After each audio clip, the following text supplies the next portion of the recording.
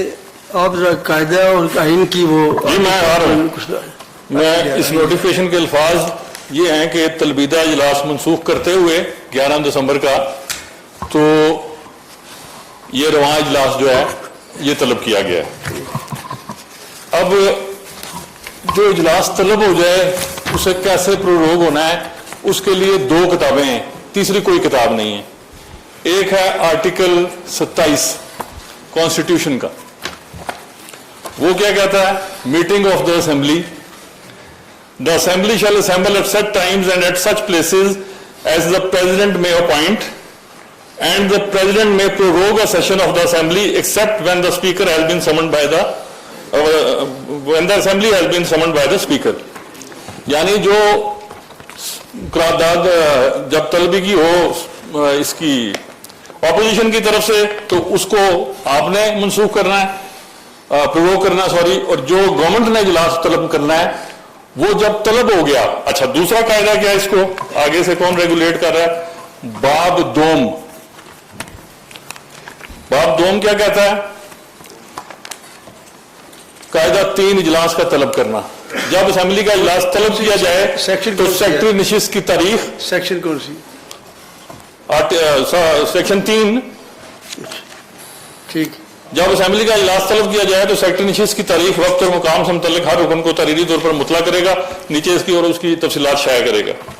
अब जब ये इजलास तलब हो गया तो इसके प्रोरोग करने का सिर्फ एक ही आईनी तरीका है, आप इजलास तलब करें, कोरम की वजह से प्रोरोग कर दें, तलावत कराएं, अपना इख्तियार इस्तेमाल करें, गैर महीना मुद्दत के लिए प्रोरोग कर दें। इस असेंबली का जब से वजूद कायम हुआ 1970 से, मैं ये दावे से आपको ये बात कहता हूं, मैं भी उस चेयर पर रहा हूं, कि ये जो नोटिफिकेशन हुआ है जिसको अमेंड किया गवर्नमेंट ने, ये गवर्नमेंट का इख्तियार ही नहीं है, ये इख्तियार है कानून साज असेंबली का और इस ऐवान का। आप इसको कैसे प्रोरोग करके इसमें तरमीम कर सकते हैं लॉ डिपार्टमेंट की समरी पे? तो इसकी सारी प्रोसीडिंग्स कल चैलेंज होंगी, ये सारी की सारी नल एंड वॉइड करार पाएंगी। इसके लिए लाजिम क्या था कि आप इजलास बुलाते और उस इजलास को इधर असेंबल करके तिलावत के बाद मुलतवी कर देते गैर महीना मुद्दत के लिए और आज इजलास बुला लेते। अब चूंकि ये हो चुका है, मैंने तवज्जो जरूर दिलानी है कि ये प्रोसीडिंग्स कल चैलेंज होने के काबिल होंगी, चैलेंज हो सकती हैं। इसरार मैं नहीं करता अपने पॉइंट ऑफ ऑर्डर पे, लेकिन ये नुक्ता आईनी नुक्ता है, ये चूंकि आइन की खिलाफ वर्जी है और आइन की खिलाफ वर्जी है वो इग्नोरेंट नहीं है in any book of law. तो मेरा ख्याल है लॉ मिनिस्टर साहब अगर इसके ऊपर भी बात करना चाहें, बात इस पे वैसे है नहीं है, क्योंकि आप भी समझते हैं, हम सारे समझते हैं कि ये इट इज नॉट कॉन्स्टिट्यूशनल, लेकिन मैं ये रिकॉर्ड पर रखना चाहता हूं कि पॉइंट ऑफ ऑर्डर मैंने आपकी खिदमत में पेश कर दिया है। अगर आप इजलास चलाना चाहें तो मैं इस पर इसरार नहीं करता, मैं आपकी रूलिंग भी नहीं मांग रहा, लेकिन दिस इज इट, ये रियलिटी है। Thank you.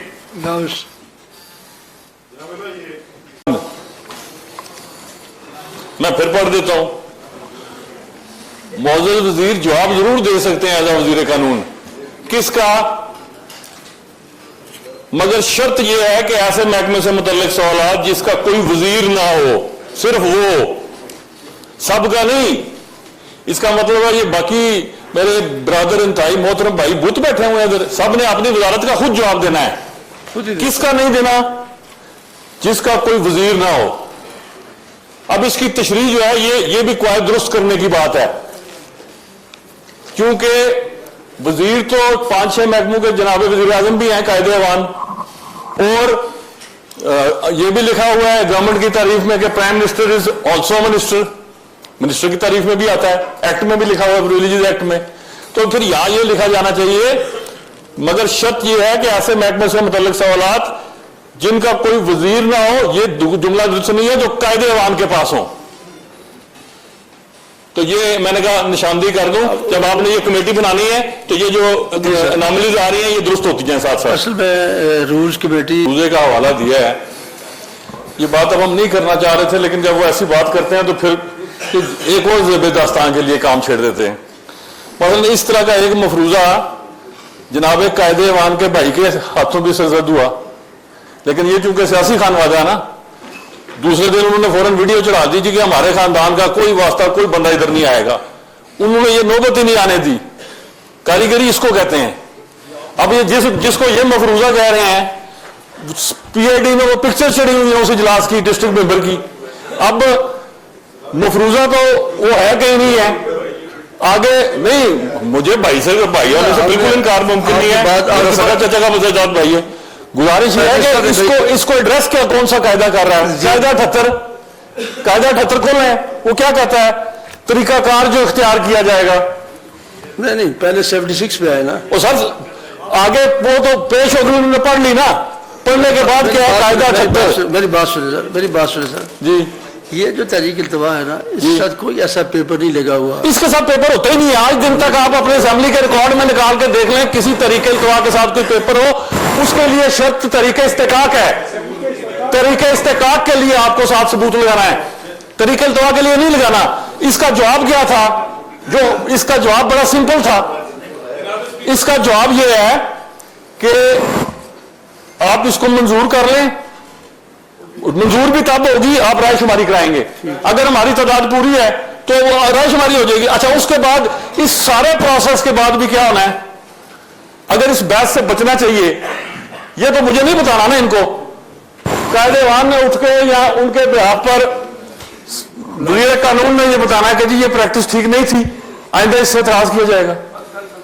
अब अगर आपने इस जुमले तक नहीं जाना और यही बहस अब पौना घंटा चलानी है, चलाएं। हल भी इनके पास है, ये मुतलका वजीर के पास नहीं है हल। ये हल किसके पास है? इन दो को पता है, जो कायदेवान है और सीनियर वजीर हैं। तो मेरी गुजारिश क्या है कि इन 5-6 माह में इस काम से वोट कम बढ़ने नहीं है, तलखी जरूर बढ़नी है। और जब तलखी बढ़नी है, आपके लिए आने वाले दिनों में तलखियां ही तलखियां हैं। चलिए ठीक है सर।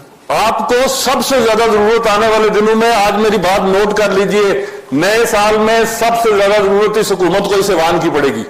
और खड़े होंगे हम इनके साथ, इस ईवान को कहीं नहीं जाने देंगे इंशाअल्लाह ताला। लेकिन ठीक है, उसके लिए वो मत बोए जो कल काटने के वक्त हम भी बैठ के देखते होंगे पीछे कौन है। Thank you sir.